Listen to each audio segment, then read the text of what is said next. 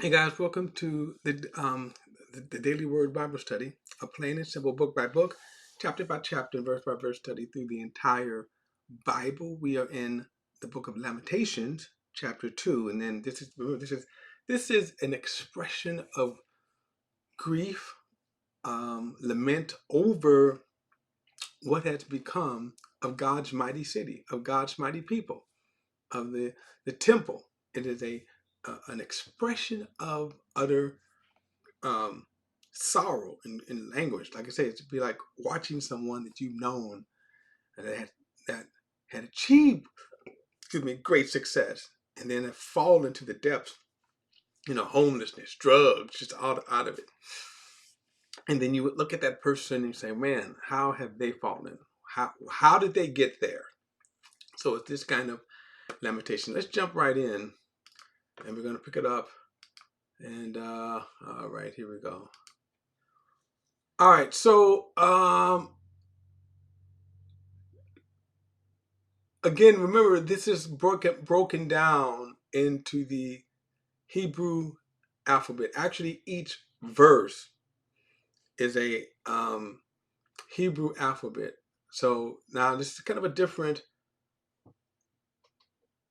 lament, you could say. So this is kind of a string of you could you could say dirge. If you were singing it, a dirge, singing a dirge. Again, a song of lament. Okay. Um, if you think about 9/11, when you saw at one point and you see the um, World Trade Centers, how they stood boldly, just as a symbol of America's finances, symbol, right? And then when you see the destruction that the 9/11 hijackers caused, right? The crumble, and then you could just kind of like just beat your breast. How had this? How has this happened? So this is this kind of lament, okay, from this. So again, a leaf, and as you can see at the very beginning of each verse, it's the alphabet, and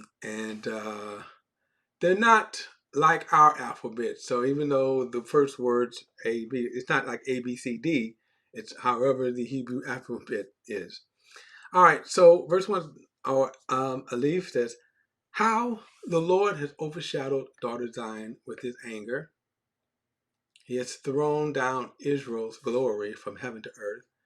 He has abandoned His footstool in the day of His anger." So now, again, daughter Zion, you see these particular phrases: daughter Zion, virgin daughter Israel, Zion, like that. Kind of like these, you almost say pet names describing Israel. Um, how the Lord overshadowed daughter Zion with, with His anger. He has thrown down Israel's glory from heaven to earth. He has abandoned His footstool in the day of His anger. And then Bet. Without compassion, the Lord swallowed up all the dwellings of Jacob. In His wrath, He has demolished the fortified cities of daughter Judah. He brought them to the ground and defiled them and defiled the kingdoms and its leaders. Gimel, He has cut off every horn of Israel in His burning anger and withdrawn His right hand in the presence of His enemies. He has blazed against Jacob like a flaming fire that consumes everything. Delight. He has bent His bow like an enemy. His right hand is positioned like an adversary. He has killed everyone whom was loved, wrath, pouring out His wrath like fire on the tents of daughter Zion. The Lord, is like an enemy. He swallowed up Israel. He swallowed all its places. He destroyed its fortified cities. He has multiplied mourning and lamentations with daughters Judah, Vav. He has done violence to His temple as if it were a garden booth, destroying His place of meeting. The Lord has abolished appointed festivals and Sabbath in Zion. He has despised kings and priests in His fierce anger. Kind of interesting. He says that he has abolished appointed festivals and Sabbaths, right?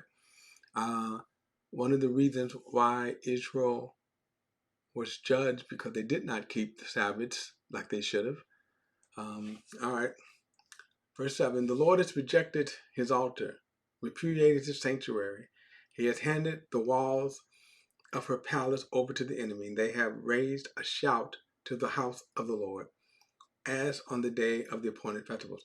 Now, you will notice that all of this only happened because of God's permission, because of God's withdrawing his protection. In other words, if they had stayed faithful to God, it never would have happened. Why? Because God, even though they were one of the smallest nations, Assyrians probably were the more mighty nation. Egypt was a more mighty nation, but they could never have overcome Israel without God's allowing it. Ket. The Lord determined to destroy the walls of daughter Zion. He stretched out a measuring line. He did not restrain himself from destroying. He made the ramparts and the walls grieve. Together they waste away. Tet. Zion's gates have fallen to the ground. He has destroyed and shattered bars on her gates. Her king, and her leaders live among the nations. Instruction is no more, and even her prophets receive no visions from the Lord. Yod. The elders of Zion, of daughter Zion, sit on the ground in silence. They have thrown dust on their heads and put on sackcloths. The young women of Jerusalem have bowed their heads to the ground. Calf. My eyes are worn out from weeping.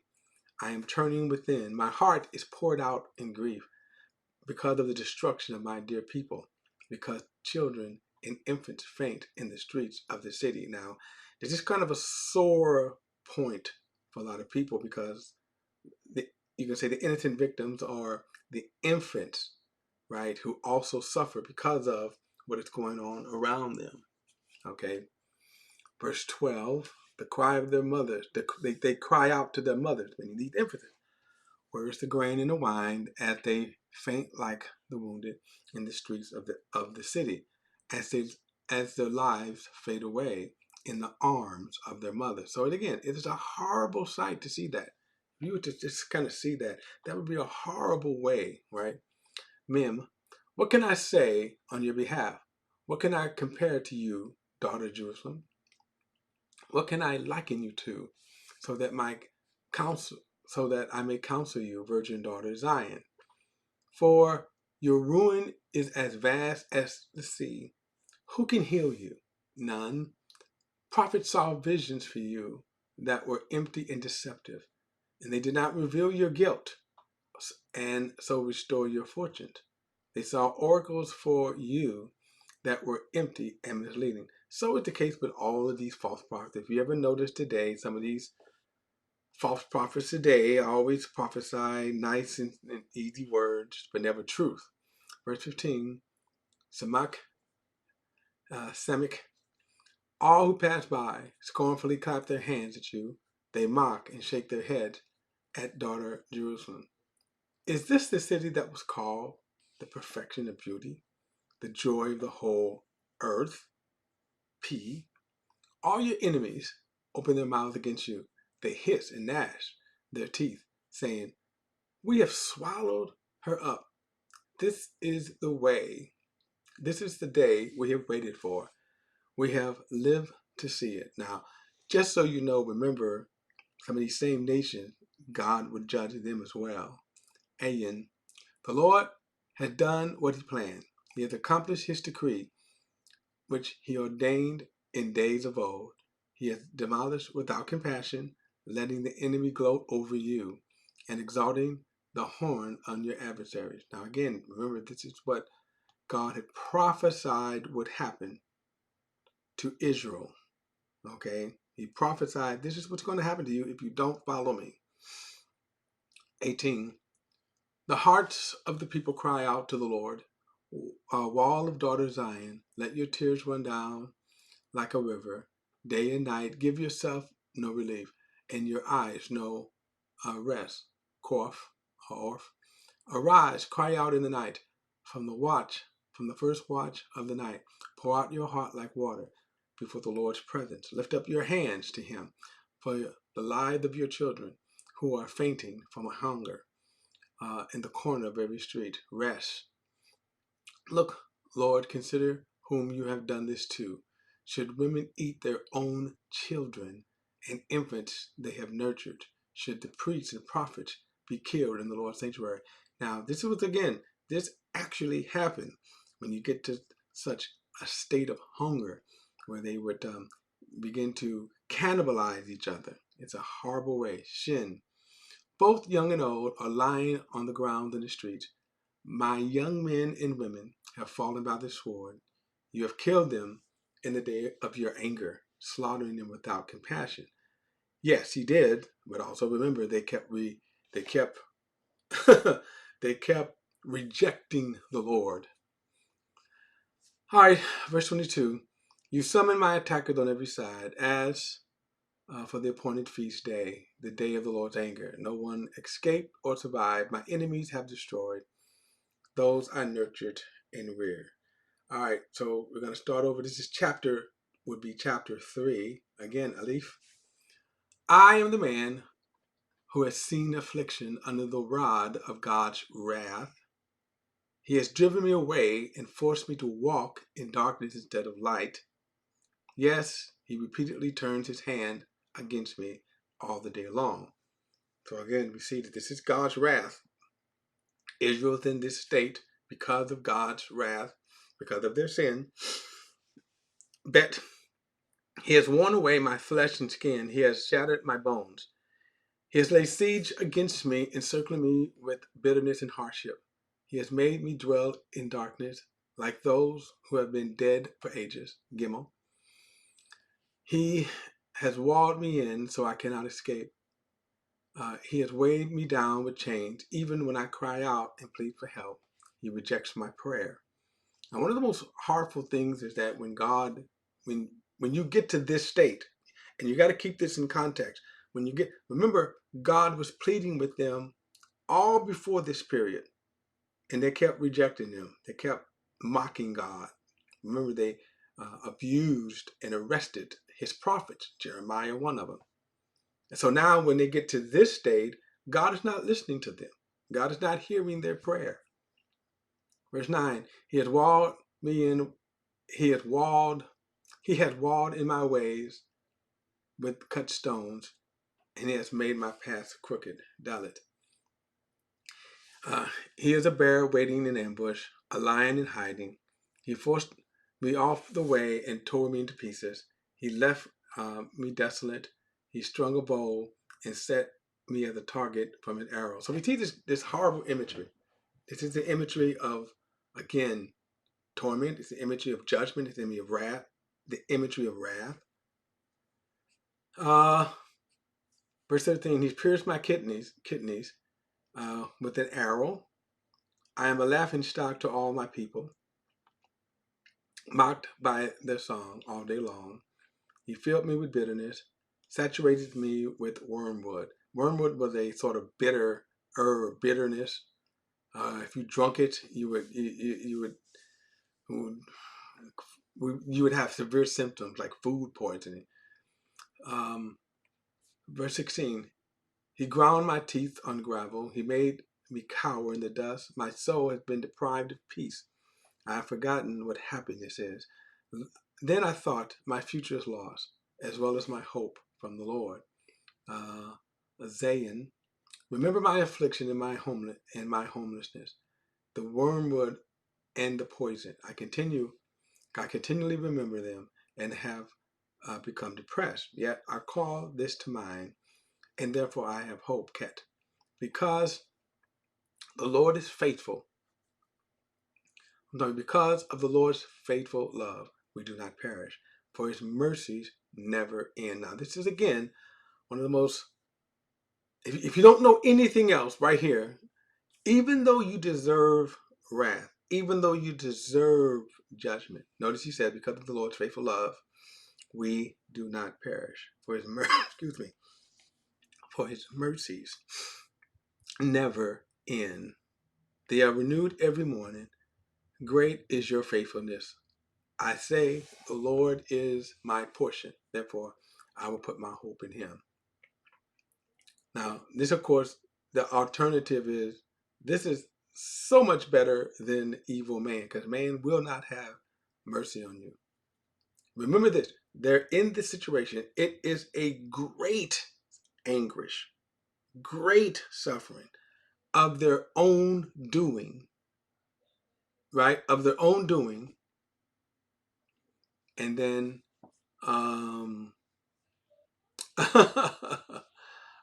yet you can say, God, you're all I have. And you can always appeal to the mercy of God. Out of all of this, this is right here, the single great ray of hope for them. Verse 25. The Lord is good to those who wait for him, to the person who seeks him. It is good to wait quietly for deliverance from the Lord. It is good for a man to bear the yoke while he is still young. Now, again, notice he says, the Lord is good to those who wait for him. By the way, if you remember, those who obeyed God in this situation are doing well. God said, surrender to Nebuchadnezzar and it will go well with you.